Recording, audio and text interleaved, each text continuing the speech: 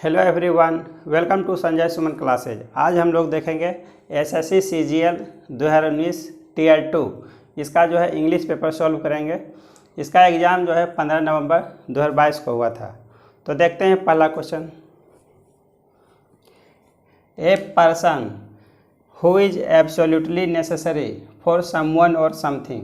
तो मतलब वैसा व्यक्ति जो किसी दूसरे के लिए आवश्यक हो, किसी दूसरे व्यक्ति के लिए या फिर किसी वस्तु के लिए दूसरे। तो इसमें जो है तो ये वन वर्ड सब्स्टिट्यूशन से क्वेश्चन पूछा गया है।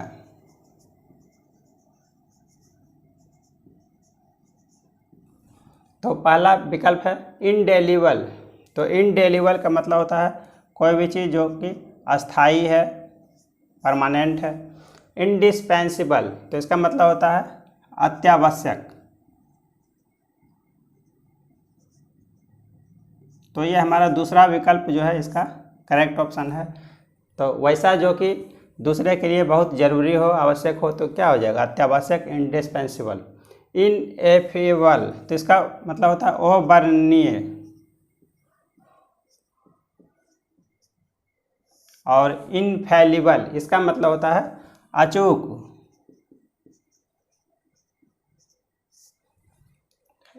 सेकेंड क्वेश्चन देखते हैं। Bhanu finished to read such a thick book in just 2 days। तो भानु फिनिश्ड, ये कॉमन एरर से रिलेटेड सवाल पूछा गया है इसमें जो है। तो ये इसमें कोई एरर नहीं है। पहला पार्ट में भानु फिनिश्ड टू रीड, तो यहाँ पर जो है तो टू रीड का प्रयोग जो है इन्फिनेटिव की तरह किया गया है। तो हम लोग यहाँ पर जो है प्रयोग होगा जेरुंड की तरह प्रयोग होना चाहिए।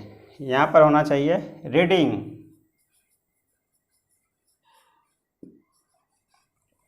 तो जेरुंड का प्रयोग हम लोग करते हैं कोई व्यक्ति का जो है फीलिंग बताने के लिए या फिर उसके एक्टिविटी के बारे में बताने के लिए हम लोग तो वहाँ पर जेरुंड का प्रयोग करते हैं। तो यहाँ पर होना चाहिए Bhanu finished reading such a thick book in just 2 days।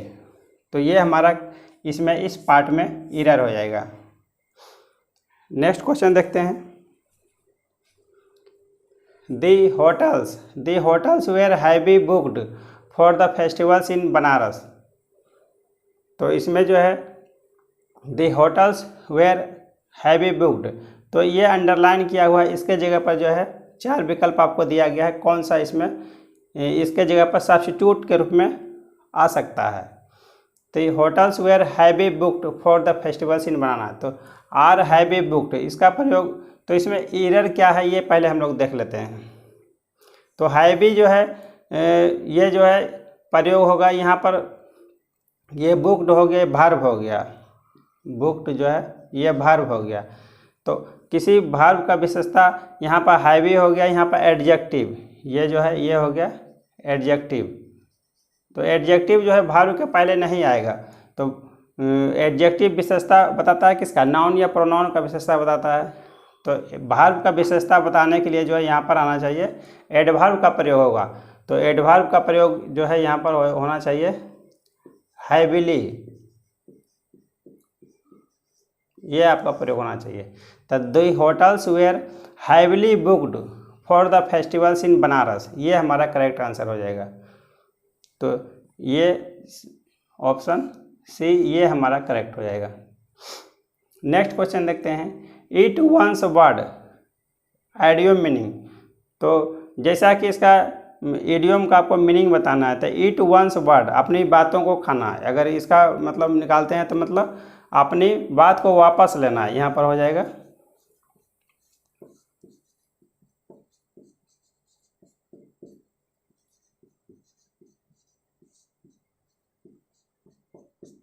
तो इसका मतलब क्या विकल्प हो सकता है, 4 विकल्प आपको दिया। फॉरगिव एंड फॉरगेट क्षमा करना और भूल जाना। बिकम लेस एक्सेप्टेबल कम स्वीकार्य होना। रिटरेक्ट व्हाट वन हैज सेड अपनी बातों को वापस लेना जो कि उसने कहा है। तो ये हमारा जो है करेक्ट आंसर हो जाएगा retract what one has said. Oppose sternly कड़ा विरोध करना, तो इसमें से हमारा करेक्ट आंसर हो जाएगा इट वंस वर्ड, इसका करेक्ट मीनिंग हो जाएगा retract what one has said. Next question देखते हैं। एस्टिमेट एस्टीमेट का मतलब होता है अनुमान लगाना, कोई भी चीज़ का अनुमान लगाना।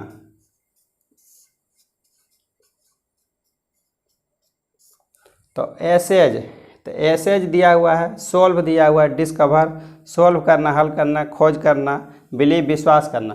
तो एसेज का मतलब भी होता है आकलन करना। तो एसेज का मतलब भी होता है आकलन करना। तो ये दोनों मीनिंग एक ही है, अनुमान लगाना या फिर किसी चीज़ के बारे में आकलन करना। तो एस्टीमेट का जो है करेक्ट सिनोनिम हो जाएगा एसेज हो जाएगा। नेक्स्ट क्वेश्चन देखते हैं। A team of biologists have been discovered 4 new species of horned frogs in the northeastern region of India। तो कह रहा है जीव विज्ञानियों का एक समूह जो है have been discovered, इसके जगह पर क्या सब्स्टिट्यूट हो सकता है? तो 4 विकल्प आपको दिया गया है। तो यहाँ पर आपको कोई एक सुटेबल आंसर सेलेक्ट करना है।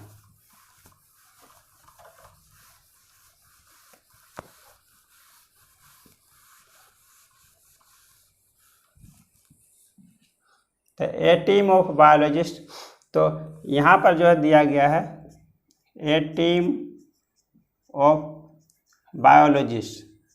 पहले यहाँ हम लोग देख लेते हैं कि ये इसके बाद जो है क्या प्रयोग करना है। तो यहाँ पर ए टीम ऑफ, यहाँ पर आपको दिया गया है कलेक्टिव नाउन में है, और ये प्लूरल फॉर्म में है। तो यहाँ पर जो है आगे जो है ऑक्सिलरी वर्ब आएगा, तो इसके अनुसार आएगा, इस टर्म के अनुसार ए टीम ऑफ, इसके अनुसार जो है।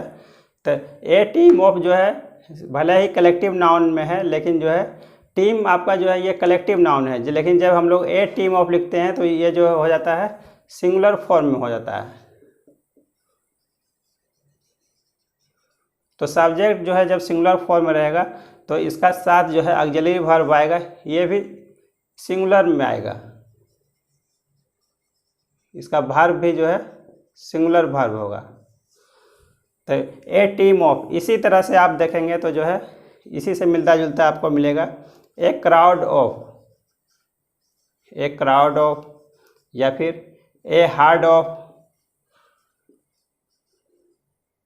A hard of. कैटल के लिए हम लोग पशु के लिए प्रयोग करते हैं ए हार्ड ऑफ कैटल, इस तरह से हम लोग प्रयोग करते हैं। या फिर a flock of, a flock of sheep, भेड़ों का झुंड। या फिर ए regiment of soldier,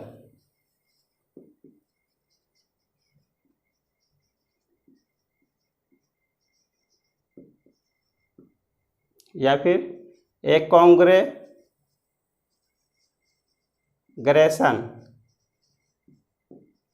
of worshippers, पूजा करने वाला का समूह। तो यहाँ पर जो है देखते हैं ये सभी एक पैटर्न पर है, जितना भी है सभी का प्रयोग एक जैसा होता है। तो ये सभी के बाद भी जो है ये सिंगुलर फॉर्म में हो गया, सब्जेक्ट जो है सिंगुलर फॉर्म में, तो इसके साथ जो वर्ब भी आएगा तो वो भी सिंगुलर फॉर्म में होगा। तो ए टीम ऑफ बायोलॉजिस्ट, हैव भी नहीं है, इसके जगह पर हैज का प्रयोग होगा, has discovered 4 new species of horned frogs in the north eastern region of India. तो जीव विज्ञानियों का एक समूह जो है खोजा है, ये प्रयोग होगा। तो पास्ट परफेक्ट में ये आपका करेक्ट होगा। अगर हम लोग पास्ट परफेक्ट कंटिन्यूअस में करेंगे, इसका प्रयोग करेंगे तो इसका हो जाएगा खोजता रहा है। जीव विज्ञानियों का एक समूह जो है फ्रॉग का 4 न्यू स्पीसीज जो है खोजता रहा है, जबकि इसका करेक्ट आंसर जो है इसमें हो जाएगा हैज डिस्कवर्ड, ये हमारा करेक्ट आंसर हो जाएगा। तो ये प्रयोग जो है इसका हम लोग याद रखेंगे, ये अक्सर आपको जो है चेंज करके पूछा जाता है।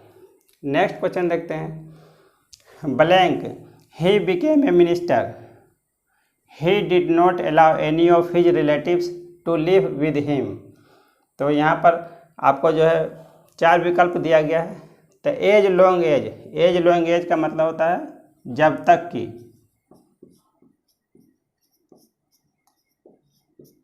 तो इसका प्रयोग करेंगे जब तक कि वह जो है एक मंत्री हुआ, वह जो है किसी भी रिश्तेदार को अपने साथ रहने से जो है रहने के लिए अलाउ नहीं किया।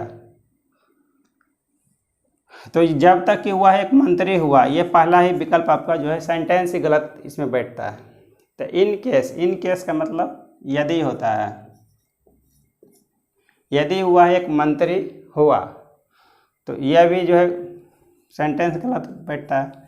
एज सून एज, इसका मतलब होता है ज्यों ही या फिर जब के रूप में प्रयोग करते हैं। As soon as he became a minister, ज्यों ही वह एक मंत्री बना। He didn't allow any of his relatives to live with him, तो ये हमारा इसमें सेंटेंस के अनुसार सही बैठता है। इन ऑर्डर दैट, तो इसका मतलब होता है उस आदेश के क्रम में।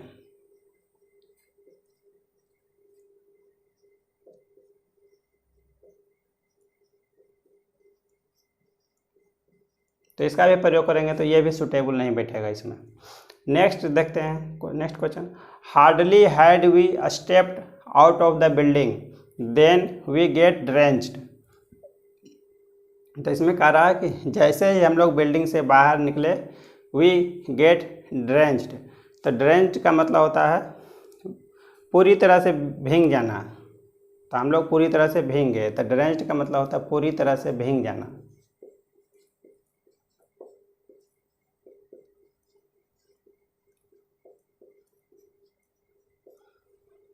तो यहाँ पर आप देखेंगे हार्डली, और यहाँ पर out of the building, then we get, इसके जगह पर क्या सब्स्टिट्यूशन हो सकता है?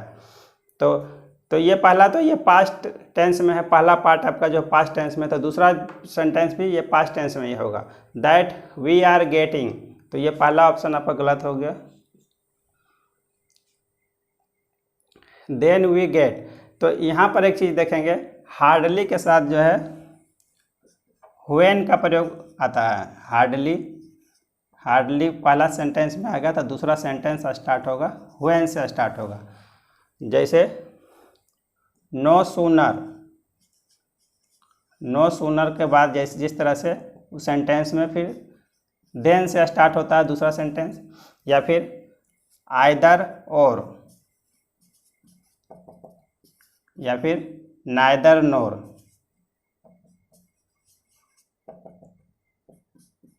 तो ठीक उसी तरह से जो है हार्डली के बाद जो है सेकेंड सेंटेंस में जो है व्हेन का प्रयोग होता है। तो इसमें हो जाएगा हार्डली वी गेट नहीं, यहाँ पर प्रेजेंट टेंस में प्रेजेंट इंडेफिनिट में नहीं होगा, यहाँ पर पास्ट इंडेफिनिट में प्रयोग होगा। Hardly had we stepped out of the building when we got drenched, ये हमारा करेक्ट आंसर ऑप्शन सी हो जाएगा।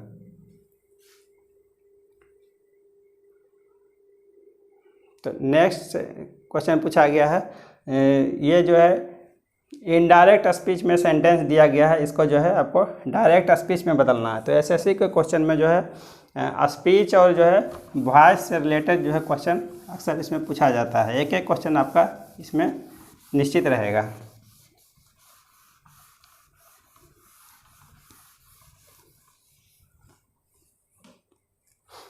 तो this salesman said that he had verified all the bills while the goods were being packed। तो इसका हम लोग change करेंगे डायरेक्ट स्पीच में। तो the salesman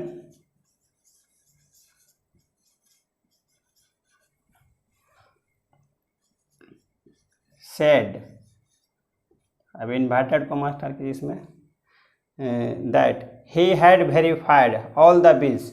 तो इसमें बनाया गया है थर्ड पर्सन फॉर्म में, तो ये जब बोला डायरेक्ट फॉर्म में बोलेगा तो इसका हो जाएगा आई का प्रयोग होगा।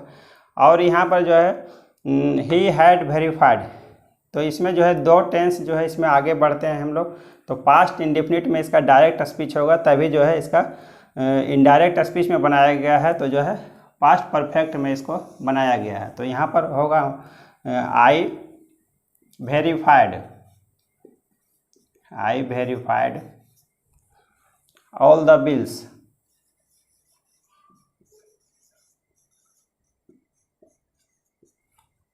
while the goods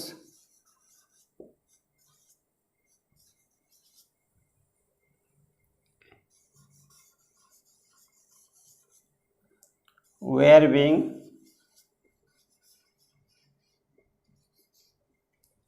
packed.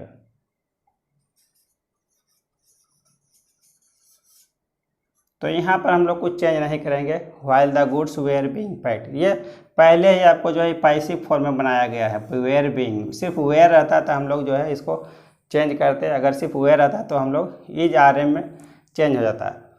लेकिन यहाँ पर वेयर बीइंग का प्रयोग किया गया है, तो इसमें हम लोग कुछ चेंज नहीं करेंगे, पहले से ही पैसिव फॉर्म में है।